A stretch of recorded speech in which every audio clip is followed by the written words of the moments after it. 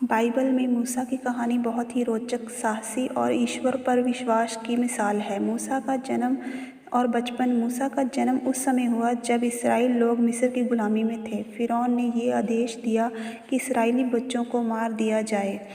ये आदेश सुनते ही लोग परेशान हो गए और सोचने लगे क्या करें। लेकिन मूसा की माँ ने समझदारी से काम लिया और मूसा की माँ ने उसको एक टोकरी में डालकर नील नदी में बहा दिया। फिरौन की बेटी ने उसे पाया, पूछा कि ये बच्चा किसका है, लेकिन किसी ने कोई जवाब नहीं दिया। मूसा की बहन एक तरफ बैठी हुई ये सब देख रही थी। फिरौन की बेटी ने मूसा को ले लिया और मूसा फिरौन के राजमहल में ही पला बढ़ा और उसकी परवरिश एक राजकुमार की तरह हुई।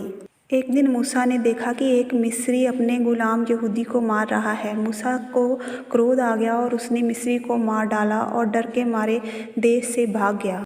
मूसा भागकर मियान देश को चला गया और वहाँ उसने यित्रो की पुत्री से विवाह कर लिया और कई वर्षों तक चरवाहा बनकर वहीं रहा। एक दिन उसको जलती झाड़ी में परमेश्वर ने दर्शन दिया और उसे आदेश दिया कि उसे मिस्र जाकर अपनी कौम को आज़ाद करवाना होगा। मूसा ने कई बहाने बनाए, लेकिन परमेश्वर ने उसको शक्ति और उसका भाई हारून साथ में जाने के लिए दिया। जब वे फिरौन के राजदरबार में पहुंचे तो उनका काफ़ी बार अपमान हुआ। तब परमेश्वर ने मिस्र में 10 महामारियां भेजी, पर फिरौन फिर भी नहीं माना। तो फिर परमेश्वर ने सभी पहिलौठों को मारने का हुक्म दिया। तब फिरौन मान गया और सभी इस्राएलियों को जाने के लिए कह दिया।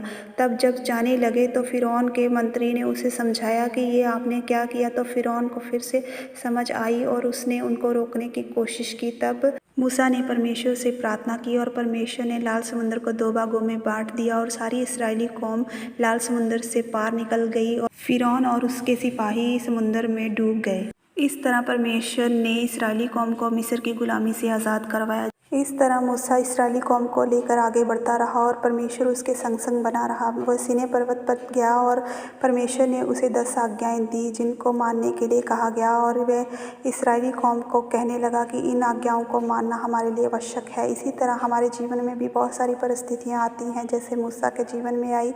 हमें भी परमेश्वर की आज्ञाओं का पालन करना चाहिए और अपने जीवन में उसे ग्रहण करना चाहिए, ताकि हमारे जीवन से परमेश्वर के नाम को महिमा मिलने पाए और हम उसके अनंत जीवन को प्राप्त करने वाले हो सकें जो परमेश्वर ने हमारे लिए रखा है। इस्राएली कौम की तरह ना बने, क्योंकि इस्राएली कौम तो एक हठी कौम थी जो कि परमेश्वर की आज्ञा का हमेशा उल्लंघन करती थी। परमेश्वर उन्हें अच्छी वस्तुएं देना चाहता था, लेकिन वह परमेश्वर पर हमेशा दोष लगाती थी। हमें अपने जीवन में परमेश्वर को पहला स्थान देना है और उसकी आज्ञाओं का पालन करते हुए अपने जीवन को बिताना है, ताकि हम परमेश्वर के अनुग्रह को प्राप्त करने वाले हो सकें और उसके राज्य में प्रवेश करने वाले हो सकें।